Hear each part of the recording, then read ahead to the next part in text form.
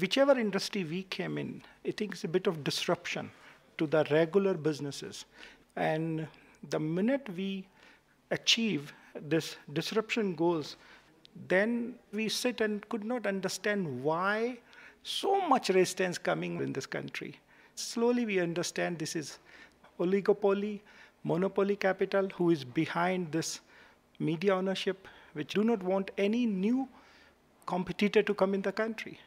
In a way, though, doesn't your success show that it is perfectly possible to be non-white in South Africa and do incredibly well in very little time? What you call success? I do not have bank accounts. You have a TV station, a newspaper, you have interests in energy, you've got mines, airlines, rail, arms. You are in every part of industry. Just the very fact that you can do that should show that actually it's not just run by white people. No, but please understand, up to a limit. So what's happening? This is a few families, monopolistically, who controlling this country, or oligopoly. They do not want any newcomer to come in the industry on that level. Well, one of the reasons your reputation seems to be so damaged here is because of what they're calling state capture. Now, there was a report on this recently carried out by some academics and some legal professionals in this country. Firstly, why did your family go to court to stop the report being published? If you look at the state capture, please understand from the allegations, the hundreds of billion amount, and we as a Gupta family, 23-4 years of business, this is not a state business at all. This report is totally inconclusive. There's no single finding in there. Total, our revenue is not even 8.9%. The real estate capture, they're not looking into. Well, I think they would say that even if only 8.9% of your total revenue comes from government, they will talk about it as that it may just be 8.9% of your total revenue from government business, but the government also has the ability to grant licenses, to allow you to buy up bits of industry where you can make money outside the government. And I think the allegations basically are that you've been much too close to the president and to the government. You know, there are stories which are often cited of ministers being called to your home and being either pressured. For example, there was a minister who was pressured to try and get South African Airways to drop the route to India so that an airline that you have an interest in, Jet Airways, would be able to sort of monopolise the route effectively. It's things like that, and other ministers who sort of say that they were offered bribes. That's why people call it state capture. No, but which basis? That's what I'm saying. There's no one able to ever bring a proof for that. No one. We don't know what they're talking. Number one. Number two, when you said particular minister is being told, been offered some money or whatever, but we given our affidavit. Well, let's do each of them separately. So this is the example of the former deputy finance minister, Mr. Jonas, who says that he was being offered 600 million rand by your brother to be the finance minister and to be cooperative. I see in Public Protector that affidavit, because most of these things are news to me as well. And then when I see this, I went specifically to my brother, Mr. Ajay Gupta. I said, this is affidavit Mr. Jonas has given, but Mr. Ajay given a counter affidavit. I said, in my whole life, I never meet this man. I never seen him, never shook him. He might meet you. I said, no, I was not even that 6 weeks in the country. He might meet another brother. We don't know what he's talking. So he's... But what possible good would it do him to put out this allegation? Both he and the finance minister, who he worked with, were both sacked from their jobs overnight with very little explanation. The country went into junk status. They were both very trusted characters in the Treasury. What possible interest would he have to invent these allegations? So ask him. That's what I'm saying. And we don't know, honestly.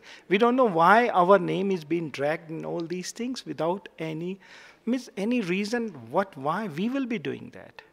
They all, when they're targeting politically, they're running their own agenda. So what, as a normal business family, we to do with this?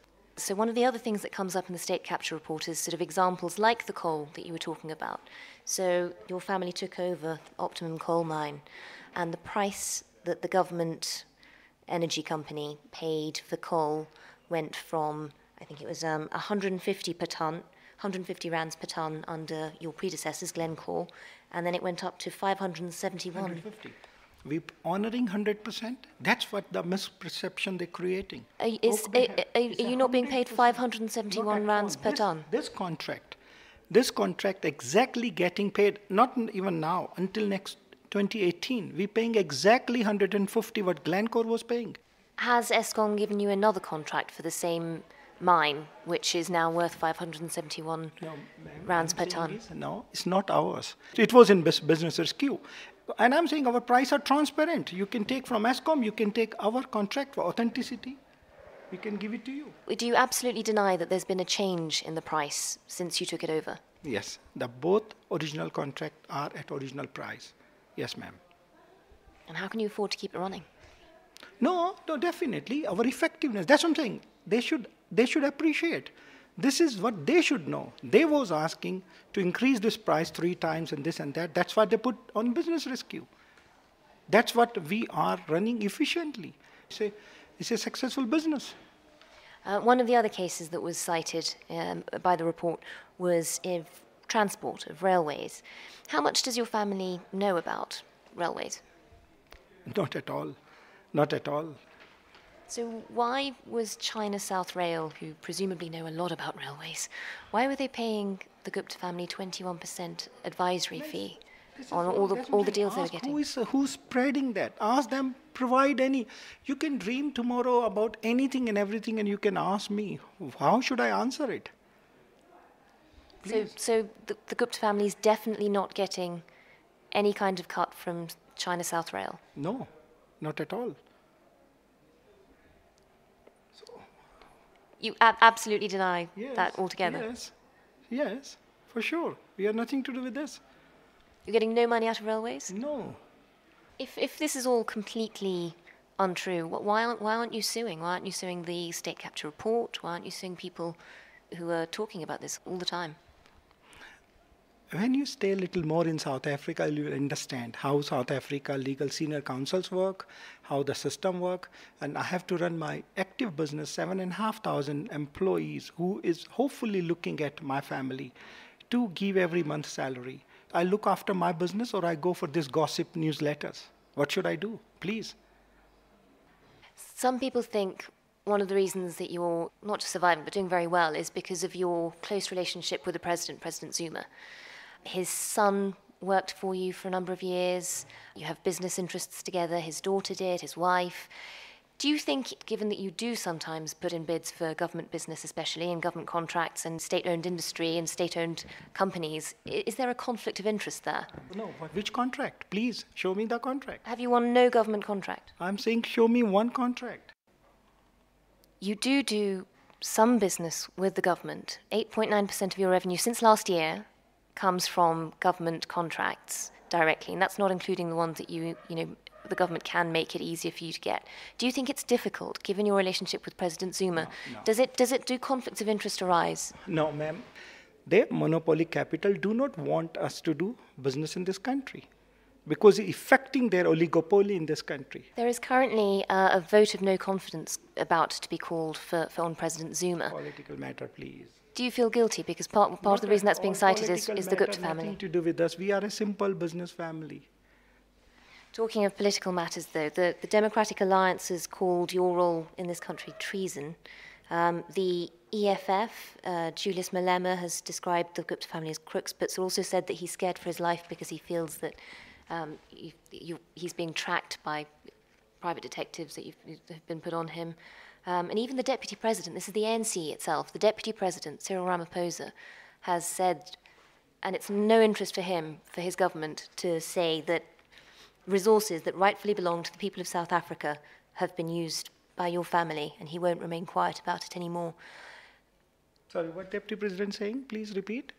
What Deputy President saying about my family? Resources rightfully belonging to the people of South Africa have been taken and used by your family. In particular, he talked about for a wedding. The Deputy President has to give any authenticity, any document for that.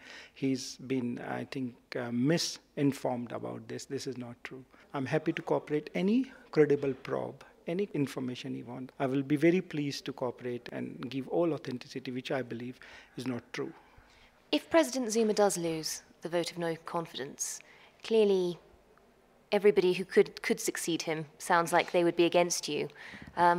How long do you think you can stay in South Africa? No, I think this is again immaterial question. I wanted to stay South Africa forever. I love this country. I'm proudly South African, and I respect to all my fellow South Africans. I'm a live example of financial liberation, and I'm playing my part, and I'm doing very, very, very, very